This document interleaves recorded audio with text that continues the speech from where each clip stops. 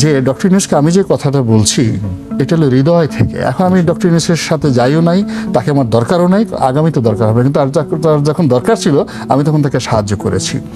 তো সাহায্য করার পরে এখন যেটা আমার কাছে মনে হচ্ছে যে তিনি যে পথ অবলম্বন করছেন, যে পোস্ট অ্যান্ড পোর্টফোলিও, এই জায়গাটা হলো রাজনীতির পথ। তার অফিসটা হলো it's a political office, it's not the গ্রামীণ ব্যাংক অফিস, এটা বিশ্ব ব্যাংকের হেড অফিস নয়, পলিটিক্যাল অফিস। তো এই পলিটিক্যাল অফিস পরিচালনা করার জন্য যে রাজনৈতিক প্রজ্ঞা, যে এক্সপেরিয়েন্স যেটি দরকার, সেটি ডক্টর মোহাম্মদ ইউনূসের নেই। তত্ত্বাবধায়ক চিফ হিসেবে যারাই আসবেন তাদের তো এই ঘাটতি থাকবেই। যারা আসবেন তারা শুধুমাত্র ইলেকশন করার জন্য আসবেন, আমি ওই কথাটাই বলছি। তিনি যদি তার কর্মপন্থাকে একটা জায়গার মধ্যে রাখেন যে আমি এর বাইরে যাব না, তাহলে তিনি সফল হবেন।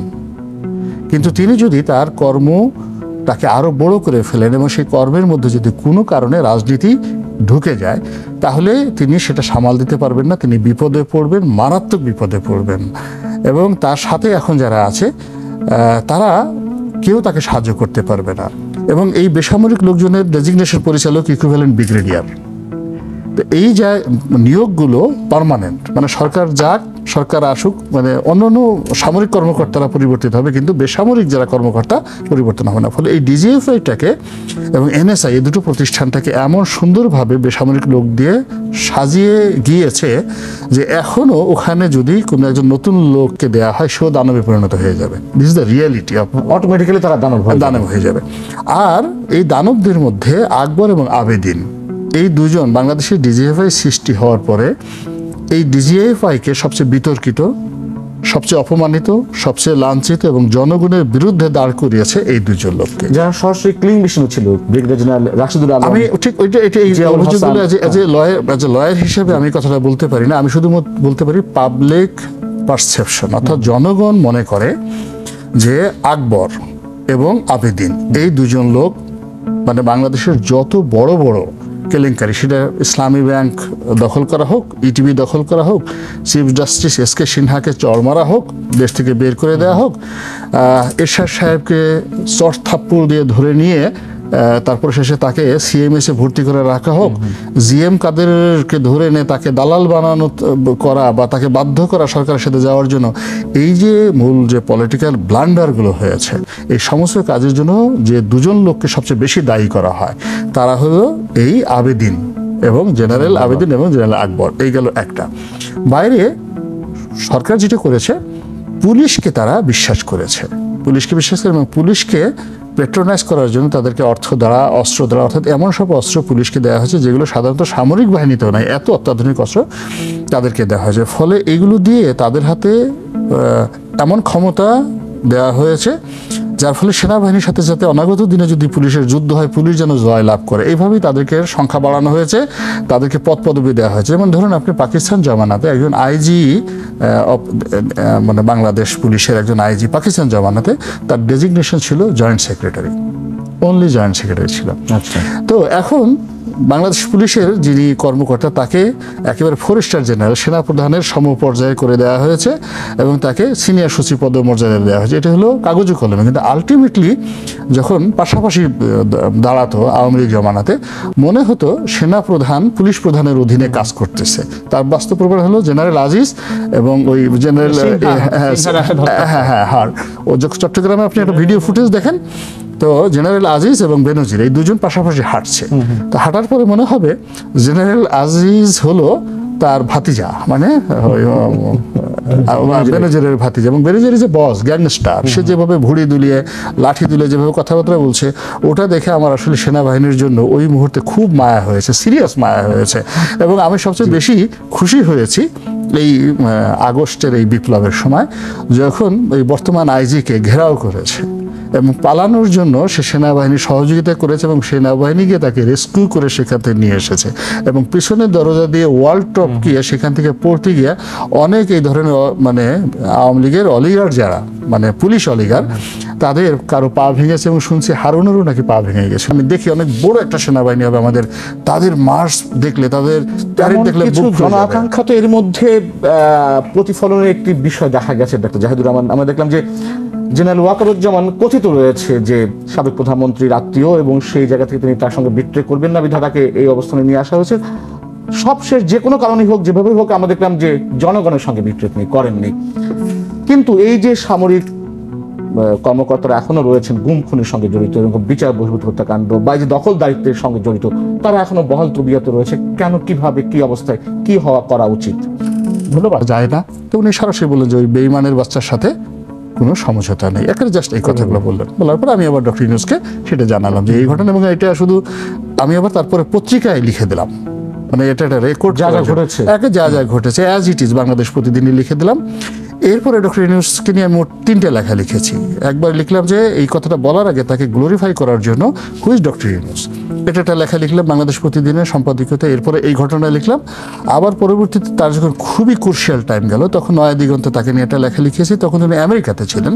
উনি আমেরিকা থেকে টেলিফোন করে আমাকে ধন্যবাদ জানালেন যে রনি, আমার যে সমস্যাটা বা আমার যে হু ইজ ডক্টর ইউনূস, তো তোমার লেখাতে যেভাবে তুমি ফুটিয়ে তুলেছ এটা আমিও পারতাম না, তুমি আমার চেয়ে ভালোভাবে সুন্দরভাবে এই জিনিসটা সুন্দরভাবে লিখিয়ে দিয়েছো। এই কথাটা বলার অর্থ যে ডক্টর ইউনূসকে আমি যে কথাটা বলছি এটা হলো হৃদয় থেকে। এখন আমি ডক্টর ইউনূসের সাথে যাইও নাই, তাকে আমার দরকারও নাই, আগামী তো দরকার হবে, কিন্তু তার যখন দরকার ছিল আমি তখন তাকে সাহায্য করেছি। তো সাহায্য করার পরে এখন যেটা আমার কাছে মনে হচ্ছে যে তিনি যে পথ অবলম্বন করছেন, যে পোস্ট অ্যান্ড পোর্টফোলিও, এই জায়গাটা হলো রাজনীতির পথ। তার অফিসটা হলো it's a political office, it's not the গ্রামীণ ব্যাংক অফিস, এটা বিশ্ব ব্যাংকের হেড অফিস নয়, পলিটিক্যাল অফিস। তো এই পলিটিক্যাল অফিস পরিচালনা করার জন্য যে রাজনৈতিক প্রজ্ঞা, যে এক্সপিরিয়েন্স যেটি দরকার, সেটি ডক্টর মোহাম্মদ ইউনূসের নেই। তত্ত্বাবধায়ক চিফ হিসেবে যারাই আসবেন তাদের তো এই ঘাটতি থাকবেই। যারা আসবেন তারা শুধুমাত্র ইলেকশন করার জন্য আসবেন, আমি ওই কথাটাই বলছি। তিনি যদি তার কর্মপন্থাকে একটা জায়গার মধ্যে রাখেন যে আমি এর বাইরে যাব না, তাহলে তিনি সফল হবেন। কিন্তু তিনি যদি তার কর্মটাকে আরো বড় করে ফেলেন এবং সেই কর্মের মধ্যে যদি কোনো কারণে রাজনীতি ঢুকে যায়, তাহলে তিনি সেটা সামাল দিতে পারবেন না, তিনি বিপদে পড়বেন, মারাত্মক বিপদে পড়বেন।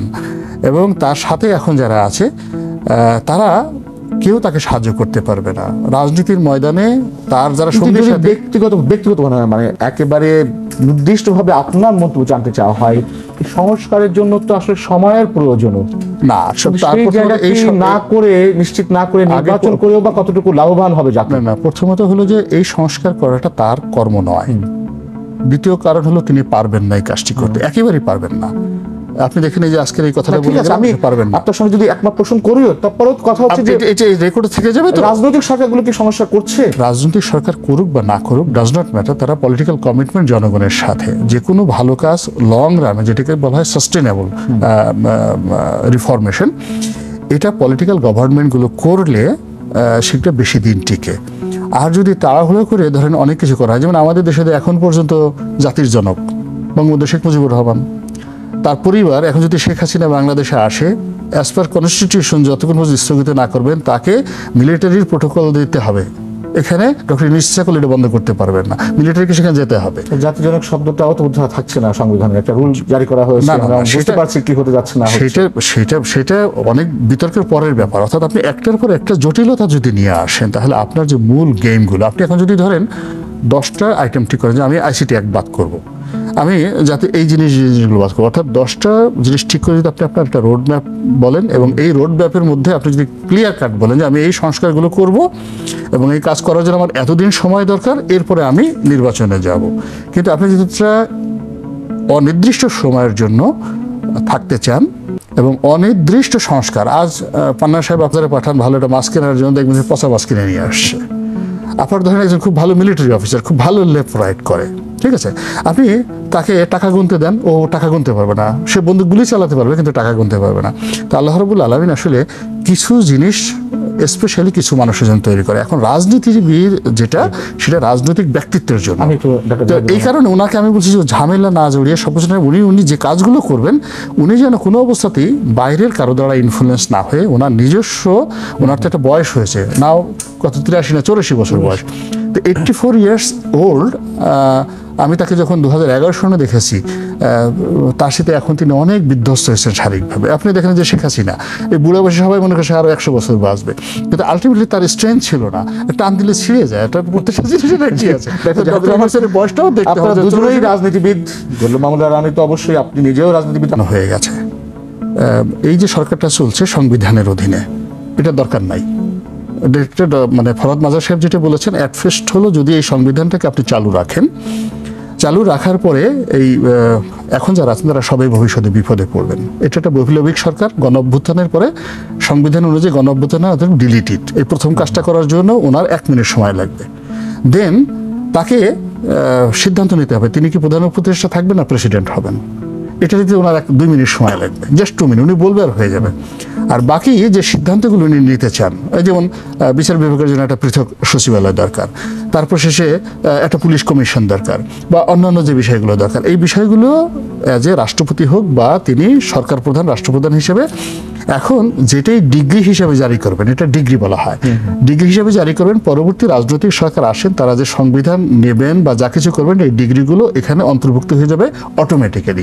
কাজেই কোনো একটা সিদ্ধান্ত একসাথে বসে একদিনের মধ্যে 24 ঘন্টা লাগবে এই সিদ্ধান্ত নিতে, মানে 24 ঘন্টা, 2 থেকে 3 ঘন্টা লাগবে সিদ্ধান্ত নিতে। এগুলো সব তো মুখস্থ, এগুলো তো আমাদের প্রাণের দাবি।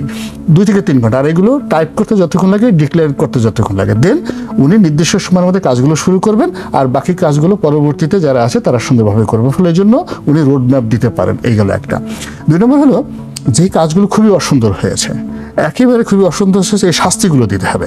এখন শাস্তিগুলো কিভাবে দিবেন? ধরুন আমাদের দেশে একটা মানবাধিকার কমিশন আছে, এখন একটা মানবাধিকার কমিশন আছে, আমার টাকায় আপনার টাকায় এই মানবাধিকার কমিশনের যারা লোকজন আছে তারা বেতন ভাতা খেয়েছে, এতগুলো লোক মারা গেল, একটা লোক কথা বললো না, তাহলে কমিশন রেখে লাভটা কি?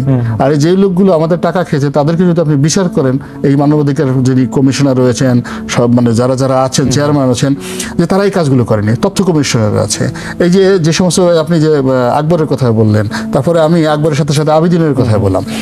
এখন আপনি একটা সিলেক্ট করে একটা তালিকা করে ফেললেন যে আমার এই রাষ্ট্রের জন্য টপ 100 কালপ্রিট আছে, যারা শেখ হাসিনার পেছনে তার মতো একটা আমি নিজে বলি, শুনেন 2001 মানে 1981 থেকে 2014 পর্যন্ত আমি শেখ হাসিনাকে কাছে দেখেছি। ওয়ান অফ দ্য মানে ফ্যান্টাস্টিক লেডি পলিটিক্যালি, তার অনেক বদনাম আছে কিন্তু তারপর ভালো। এই মানুষটিকে এই 2014 থেকে 2024 পর্যন্ত এই যে 100 লোক মিলে তাকে এরকম একটা রক্তপিপাসু যারা বানিয়ে ফেললো, এই 100 লোকের কে শাস্তি দেওয়ার জন্য একটা তালিকা করবেন, এবং সে তালিকা আপনার করা লাগবে না। আমরা যারা আন্দোলন করেছেন, এই যে ছাত্র জনতা যারা আছেন, তাদের মধ্যে আপনি একটা কমিটি করে দেন, দেখবেন যে আপনি আমি যে তালিকা করছি, ওনাকে একটা তালিকা দেন, সাংবাদিকদের 3টা তালিকা দেন, 300 লোকের, ওর মধ্যে মিলিয়ে আপনার একটা বৈঠকে মিলে 100 জনকে পর্যায়ে আচ্ছা করে আপনি একটা ট্রাইব্যুনাল করে দেন, একটা স্পেশাল ট্রাইব্যুনাল করে দেন, করে এদের বিচার করতে হাইয়েস্ট বলে দেন 3 মাসের মধ্যে এদের বিচার হবে, করে ফাঁসিতে লটকাই দেন সবগুলোকে। অনেক ধরনের সংস্কার কথা বলা হচ্ছে, এবং কোনটা কোনটা খুব মানে গুরুত্ব সহকারে করা হবে সেটার বিষয়ে আপনারা বলছেন।